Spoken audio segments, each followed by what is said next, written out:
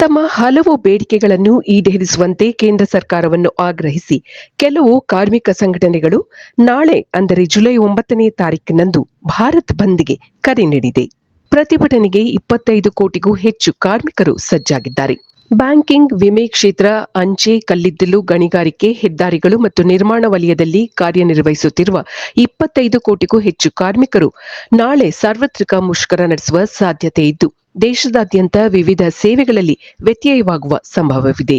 ಕಾರ್ಮಿಕರ 10 ಸಂಘಟನೆಗಳು ಮತ್ತು ಅವುಗಳ ಸಹವರ್ತಿ ಸಂಘಟನೆಗಳ ವೇದಿಕೆಯು ಭಾರತ್ ಬಂದ್ಗೆ ಕರೆ ನೀಡಿದೆ. ಕೇಂದ್ರ ಸರ್ಕಾರವು ಕಾರ್ಮಿಕ ವಿರೋಧಿ, ರೈತ ವಿರೋಧಿ, ರಾಷ್ಟ್ರ ವಿರೋಧಿ ಮತ್ತು ಕಾರ್ಪೊರೇಟ್ ಪರವಾದ ನೀತಿಗಳನ್ನು ಅನುಸರಿಸುತ್ತಿದೆ ಎಂದು ಅದು ಆರೋಪಿಸಿದೆ. ರಾಷ್ಟ್ರವ್ಯಾಪಿ ಸಾರ್ವತ್ರಿಕ ಮುಷ್ಕರಕ್ಕೆ ಭಾರಿ ಯಶಸ್ಸು ದೊರಕಿಸಿಕೊಡಬೇಕು ಎಂದು ಇದೇ ವೇಳೆ ವೇದಿಕೆಯು ಕರೆ ನೀಡಿದೆ. ಅರ್ಥವ್ಯವಸ್ಥೆಯ ಸಂಘಟಿತ ಮತ್ತು ಅಸಂಘಟಿತ ವಲಯಗಳಲ್ಲಿ ಕಾರ್ಮಿಕ ಸಂಘಟನೆಗಳು ಮುಷ್ಕರಕ್ಕೆ ಸಿದ್ಧತೆ ನಡೆಸಿವೆ.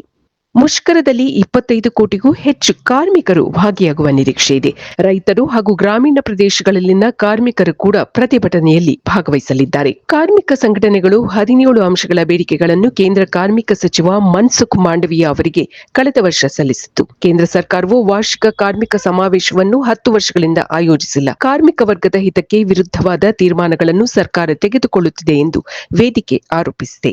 ಇದು ಈ ದಿನದ ಸುದ್ದಿ. ನಿರಂತರ ಸುದ್ದಿಗಳಿಗಾಗಿ ವೀಕ್ಷಿಸುತ್ತಿರಿ ಜೀನಿ ನ್ಯೂಸ್. ನಮಸ್ಕಾರ.